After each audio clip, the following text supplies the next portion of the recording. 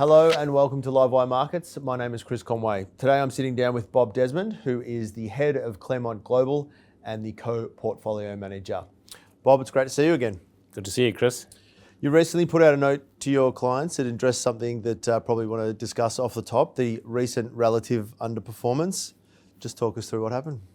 Yeah, this industry is an interesting one, Chris. One day you're a hero, next day you're a zero. Yeah. Been around long enough to go markets wax and wane. I remember back in, I think it was 2021, I think we were the top ranked fund in the country. And I said to the team, you're not nearly as smart as you think you are. Yeah. I'm now having to say to them, you're not, maybe we're not as dumb as you think you are. I think markets do wax and wane. Quality managers have had, in the most part, a really difficult time. We are in markets that are quite strongly trending momentum. It is very much risk on. The companies that we own are performing all pretty well. You know, we judge our companies by their results, not by their share prices. The earnings growth has been pretty solid through last year and through the results season. So I think it is a risk off. People don't want quality, and quality is derated. So that's kind of what's been going on for us at the moment. Yeah. Look, at the end of the day, Bob, every manager goes through it. There's not one strategy or manager out there that outperforms through every single cycle, and you do have very good long-term performance. But just talk about what gives you the confidence that things will turn. I suppose experience to some degree, Chris. I've seen cycles before, so I think I'm in my 30th year now. So I've seen markets wax and wane, and if you think back to December, when everyone was very bullish. Yep. And then the tariffs come out of nowhere. Yep. We have a week or two when the world's ending. Yeah. And now we're back to all-time highs. If I'd said to you in April, we're going to be at all-time highs. Yeah. So I think markets are unpredictable. That's the nature of them. What gives us confidence is the long-term track record that you point to. So we are still top decile over a decade. So we know this works over the long term. We've achieved our investment objectives of 8 to 12% over every meaningful time frame, so that's good. I never forget what our mandate is. It's 8 to 12% and protect capital on the downside and own enough quality that when the valuation gap opens up, clients are willing to step into the market uncertainty, the opportunity that's being created, and we can talk about that. And then, the process doesn't change. It's the same process we always follow. We don't wax and wane with the market, and we just think long term and we know it works. Bob, you talked about their focusing more on companies. I know you don't love talking about macro or forecasting. It's not your bag. But one of the things that I did notice in your recent commentary was about living in unusual times. So I just wanted to get your perspective. How unusual are the current times compared to what you've seen over the 30-year journey you were just talking about? I mean, everyone thinks they're living in unusual times. It always feels like that at the time. But I think a couple of key things. One is trade policy.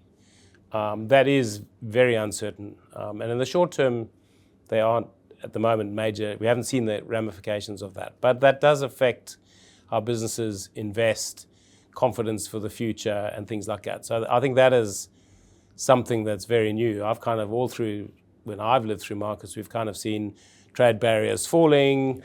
You've obviously had the growth of supply chains offshoring. You've kind of lived through that period with markets opening up and then also supply chains opening up. We're kind of going through a period now where markets are closing a bit. The world's becoming more everyone's living in their silos. And then there's quite a lot of geopolitical uncertainty. So I think if you look back 30 years ago, the US was a clear hegemon, and it's now kind of breaking down a bit of that. Clearly the US has a much less stronger balance sheet, as do most of the Western world, than they did before. And you've also got that a big disparity between rich and poor, which has got worse. So that's leading to quite extreme political outcomes in large parts of the Western world. So I think that is somewhat different and is not really reflected, I would say, in asset prices. Yeah. Bob, you can't control any of those things that you were just talking about. There are some things that you can control. So how do you deal with the uncertainty at a portfolio level? I think we deal with it like we always have. So first of all, like what you said, don't try and predict the macro. Yeah. Very difficult to do and consistently get right. Secondly, we really focus on process rather than outcome, because if you start investing looking at the outcome, you can get into a very dangerous place. So just sticking to your investment process, knowing that it works over the long term. We're not trying to win. The way I think about it is like Tour de France. You don't have to win every stage, but you're trying to win the whole tour. Chris Froome, I read the other day, only won 6 stages or something like that. But you're trying to think long term. If you buy quality, that helps a lot. Knowing that you're in the highest quality businesses, that if you get a recession or something really bad happens, you've got that quality to fall back on. And then the last thing we always do is don't get swept up into momentum. Stay focused stay in your lane, know your valuations of your companies, know the competitive advantage, and don't just get sucked into a whole lot of areas of the market where you have no edge and don't understand the businesses. Yeah. And in terms, just to follow up there, Bob, if I may, in terms of not getting sucked up into momentum, undoubtedly there'll be times in your portfolio where you're holding a company and it hits your target or your full valuation, and you understand that, maybe it will keep running, but no, you've got to have that discipline to say, that's what we were shooting for that one, we're going to take profit. So is that what that looks like in not getting swept up into the momentum sometimes? Well, there is that. Yep. So we are disciplined around valuation. I mean, I don't like it when it happens, especially I don't like letting companies go. But if I can replace something with the same quality, but pick up, say, 20% in valuation over 5 years, we kind of think in 5-year silos, that's going to be a meaningful pickup in my estimated 5-year return for that business. But the key is to not drop the quality hurdle, right? Just pick up the valuation. But the other area where fund managers can get swept up, and I have seen some of our peers, I won't mention who, but they kind of say this is what we do, and then short term a certain sector's running, and then they move into that, which is not what our clients want us to do. They've hired our fund to do a job, and that goes back to what I said at the beginning, 8 to 12%. Sleep well at night, especially in down markets, and we try and remember that. I noticed in your letter some cool stats around the Claremont Global universe, the approved universe versus the market. So across gross margin, EBIT margins, can you just talk to us about some of those key metrics, why they're important, why you focus on them? I think it goes to talking about quality first of all. So just compare it to what's available out there. So we'd compare it to the S&P 500 X banks. We're never going to invest in banks, and the ratios are hard to compare. Banks don't have a gross margin. So if I call it the market, the S&P 500 X banks, the gross margin's 35%, 35%. Our gross margin in our portfolio is 61%. That shows you the pricing power that our businesses have. So that protects them from inflation and shows the competitive advantage. If you look at the operating margin, the market's at 13%, our portfolio is at 31%. Mm-hmm. So clear competitive advantage and pricing power. Now that's really important if you get into a downturn. Obviously, if you've got 31% between you and the deep blue sea, that's a very nice buffer to have. Then if you look at leverage, we've pretty much got no debt across the portfolio. Again, that's really important if you get into a tough market. That allows you to be on the fence when things are kind of happening. You can buy back your stock. You can do bolt-on acquisitions. You're kind of in a really good place. You don't have to raise capital. One of the things when we get into trouble, I don't stress about balance sheets. I know that's something I don't have to worry about. And then our return on invested capital is twice the market. So we're at 20% across the portfolio. The market's at 10%. But the really interesting thing with all of this, despite that sort of quality premium we have, you're only paying 1 point more for our portfolio versus the market. Right. That's the bit I like most. So you're not having to pay up for that quality. And that's kind of like a bit of a free lunch. Yeah. Just another follow-up there, if I may, Bob. So that not having to pay, has that remained consistent over the journey? And I ask in the context of there are some parts of markets right now where valuations are silly, shall we say. So are you always able to find that, or does it ebb and flow? No, it does. It does ebb and flow, and we try and communicate that to clients. Again, going back to 2021, the fund was up 44% that year. Like we were saying to our clients, do not invest in the fund. Yeah, this is not normal. This is obviously our earnings aren't up 44%.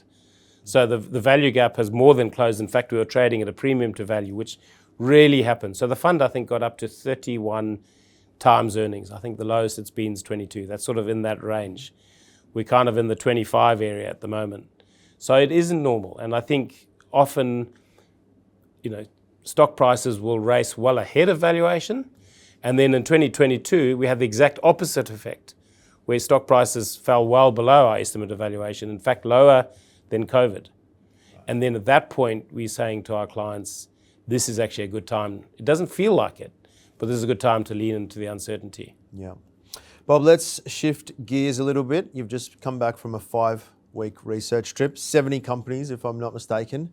What are the 3 or 4 most important things that you learned over the journey? First one would be US economy felt very solid.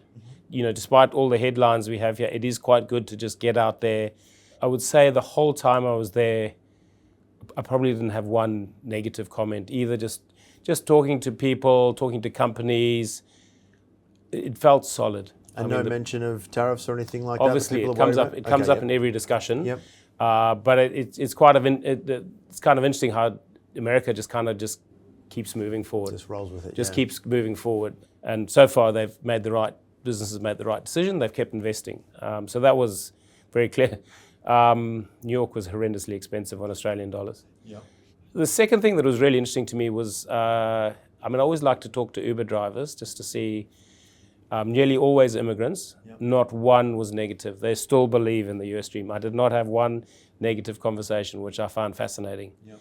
It's still seen as a land of opportunity, despite all the headlines that you kind of read about. So that was surprising to me. One of the interesting parts of the trip was I went to Sweden for the first time. Amazingly, I don't know why I've never been there. My partner asked me, "What's Sweden like?" I said, "It's very Swedish," and she was like, "Yeah, that's very insightful." But it's like a parody of itself. It was just I went to visit 4 companies there, and every single one was so understated. In fact, I went to see Assa Abloy, which is a competitor to one of the stocks we own, and it was kind of like, "Is this the head office?" Doesn't kind of look like a multi-billion sort of corporate headquarters. It was just very understated. In many ways, it's like why we like the Midwest companies in the States. That's sort of being understated, and it's interesting that the Swedes actually populated large parts of the Midwest. So that was a highlight of the trip. And then probably the last one that really surprised me is one of our companies is based in Indiana, which it was quite hard to get to be honest. It took me quite a long time. I was going from Cleveland to Indiana, and I left around 2:00 in the afternoon, and I got to the hotel at midnight, flying through Chicago. Right. And Indiana, you think, well, that's kind of flyover state, right? Yep. Absolutely booming. 2% unemployment.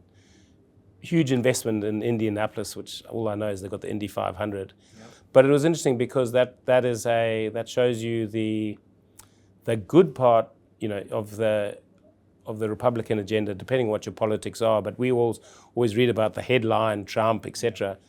But speaking to the Uber driver is just saying, well, and he was actually an ex-businessman. He was saying there's just very light regulation, low taxes, and it's actually seen as a really interesting place to invest. And there's a shortage of workers here. Right. There's 2% unemployment here. And so it was just interesting. We sometimes get swept up into the politics, and actually it's important as a business owner to remember that you own businesses, and that was interesting. Go and see what's happening on the ground for sure. Yeah. What, if anything, Bob, are companies worried about? Was there a common theme? Was there any, aside from tariffs or the here and now? Yeah. Tariffs is a big one, obviously. Tariffs is probably the main one. How to navigate that's standard. Right? And I think everyone's thinking they're going to be rolled back, which so far seems to be the case. Yes. Everyone kind of talks about geopolitical uncertainty. I think at the margin, the lower income consumers struggling. Mm-hmm. Like one thing that was quite insightful is on one of the flights, said to stewardess, I said, the plane's really empty. And she said, actually, it's been empty for a while. Oh, right. Flights have been empty, but the front of the plane is always full. Interestingly, Visa have been saying the same thing. Not Visa, Amex have been saying the same on their calls. So I think whilst the consumer looks good, I think at the bottom end, so if you're at the top end, you've benefited from asset inflation, but down the bottom, there's still that just day-to-day cost of living inflation. Yeah. Bob, let's round it out. Final thought for investors at the moment, why it's a good time to be a quality manager? I think my view, and obviously I'll be talking my book here a bit, but I think markets are expensive. If you look at the S&P 500, nearly on 23 times, it's getting up there. The long run average has been closer to 16 or 17. So we're definitely on the wrong side of history, if you like. And markets do tend to mean revert. Yeah. If you look at credit spreads, they're as tight as they've been over 20 years. They're tight. VIX is very, very low. Bitcoin, my new favorite risk measure, is an all-time high. Yep. So I'm always thinking, what's the potential reward, and then what's the risk I'm taking to get that reward? I would say the reward in markets actually at the moment is slim. Yeah. You know, Goldman Sachs have put out their 5 or 10 year forecasts. But the risks, to me, you're not being compensated for that. The flip side, though, is that giving those stats I said to you about quality growth, you're able to buy a portfolio that is demonstrably better than the average market, but you're not having to pay a premium for that. So if I look at our portfolio, we're on the right side of long-term discount to value. On a relative basis, the portfolio normally trades around a 50% premium to the market. It's now at a 15% premium to market. There's quite a big gap there, relative-wise. So we think the fund, we always talk about can we get to the 8 or 12? And we think we feel reasonably confident over a 5-year cycle we can get clients to that 8 to 12%. Yeah. Bob, always fascinating. Thanks so much for sitting down with Livewire and having a chat. Nice to talk to you, Chris. If you enjoyed that interview as much as I did, make sure to give it a like. And don't forget to follow our YouTube channel. We're adding lots of great content every single week.